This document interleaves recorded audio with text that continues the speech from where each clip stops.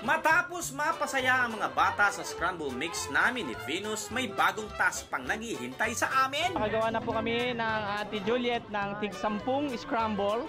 Maglalako kami. Nung na-prepare na namin, excited na kami doon magbenta.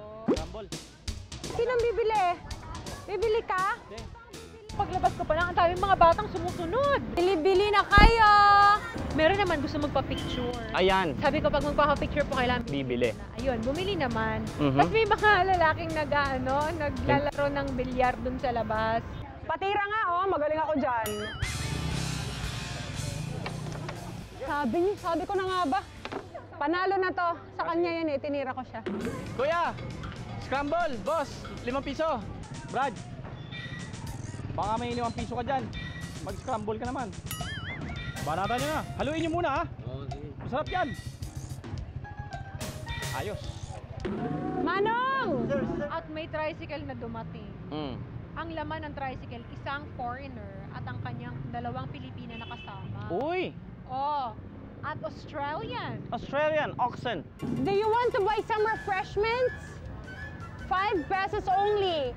Okay, perfect. So natuwa naman ako at least natikman ng isang Australian ng ating scramble. Scramble. Oh, thank you so much. It's okay, ma'am. It's 20 already.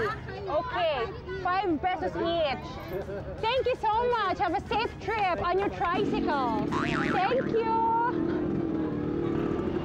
Actually, pagkatapos mong maglako at magtinda, nakakagutom talaga. Dito sa Mandaluyong, bukod ho dito sa mga street foods na nakikita natin, kilalang-kilala din ang siopaw. Meron kaming siopaw dito na dito nyo lang matatagpuan sa Mandaluyong. Ang double jumbo siopaw na flavor ay may asado, may bola-bola. At meron din kaming jumbo at saka regular siopaw.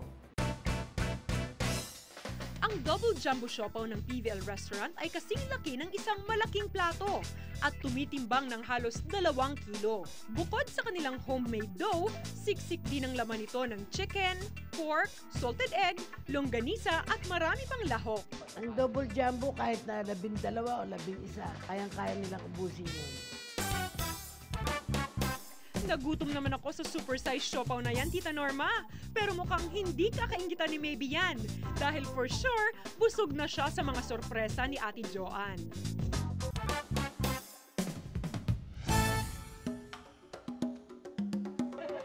Okay?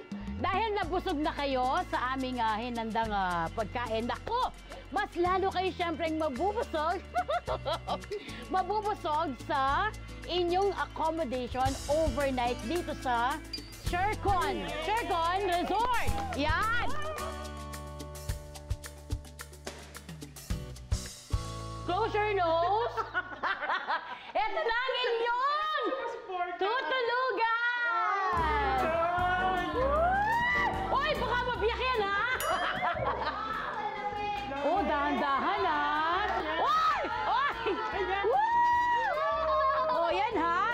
Napawaw din sila sa view kasi napakaganda nung kinuwang cabin sa amin. Na ang view is sa front of the lake na makaka-relax. Ang natatanaw ninyo, ipapamana ko sa inyo. Hanggang doon! Woo! Okay, dito tayo naman sa taas. Woo! Let's go, guys!